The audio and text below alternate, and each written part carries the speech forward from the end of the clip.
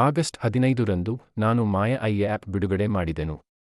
ಜನರಿಗೆ ತಮ್ಮ ಸ್ವತಂತ್ರ ಇಚ್ಛೆಯನ್ನು ಪುನಃ ಪಡೆಯಲು ಸಹಾಯ ಮಾಡುವ ಕ್ರಾಂತಿಕಾರಕ ಆಪ್.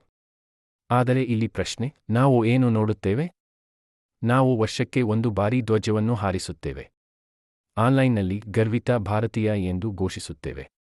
ಆದರೆ ನಾವು ಸತ್ಯವನ್ನು ಹೇಳಲು ಸಾಧ್ಯವಿಲ್ಲದಿದ್ದರೆ ನಾವು ಗರ್ವಿಸುವ ಹಕ್ಕು ಹೊಂದಿದ್ದೇವೆ ಎಂದು ನಾವು ಹೇಳಬೇಕೇ?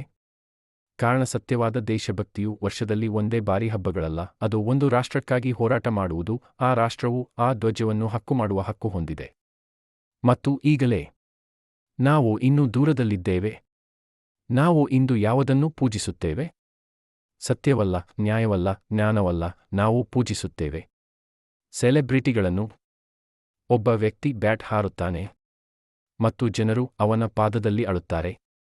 ಒಬ್ಬ ಮಹಿಳೆ ಚಲನಚಿತ್ರಗಳಲ್ಲಿ ನೃತ್ಯ ಮಾಡುತ್ತಾಳೆ ಮತ್ತು ತಡವಾಗಿ ಅವಳು ಒಂದು ಮಾದರಿಯಾಗುತ್ತಾಳೆ. ಆದರೆ ಈ ಅದೇ ಮುಖಗಳು ನಮಗೆ ಪಾನ್ ಮಸಾಲ, ಆನ್ಲೈನ್ ಕ್ಯಾಸಿನೋಗಳು, ವಿಷಕಾರಿ ನ್ಯಾಯಸಮ್ಮತತೆ ಕ್ರಿಮ್ಸ್ ಮಾರಾಟ ಮಾಡಿವೆ.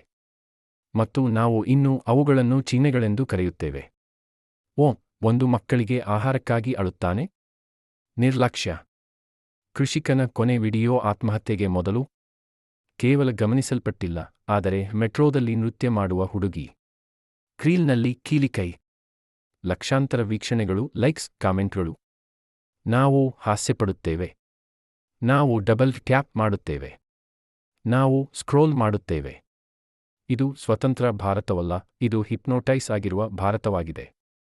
ನಮ್ಮ ಮಕ್ಕಳು ತರಗತಿಗಳಿಗಿಂತ ಹೆಚ್ಚು ರೀಲ್ಸ್ನಿಂದ ಕಲಿಯುತ್ತಿದ್ದಾರೆ. ಅವರು ಶಬ್ದದಲ್ಲಿ ಬೆಳೆಸಲ್ಪಟ್ಟಿದ್ದಾರೆ, ಜ್ಞಾನದಲ್ಲಿ ಅಲ್ಲ. ಮತ್ತು ಅತ್ಯಂತ ದುಷ್ಟ ಭಾಗವೇನೆಂದರೆ, ನಾವು ಇನ್ನೂ ಹೆಮ್ಮೆಪಡುವುದಿಲ್ಲ. ಇದರಿಂದ ನಿಮಗೆ ತೊಂದರೆ ಆಗಿದ್ದರೆ ಕ್ರಮವಹಿಸಿ. ಕಾರಣ ಭಾರತಕ್ಕೆ ಮತ್ತೊಂದು ಸೆಲೆಬ್ರಿಟಿ ಬೇಕಾಗಿಲ್ಲ, ಅದಕ್ಕೆ ಜಾಗೃತ ನಾಗರಿಕರು ಬೇಕಾಗಿದ್ದಾರೆ.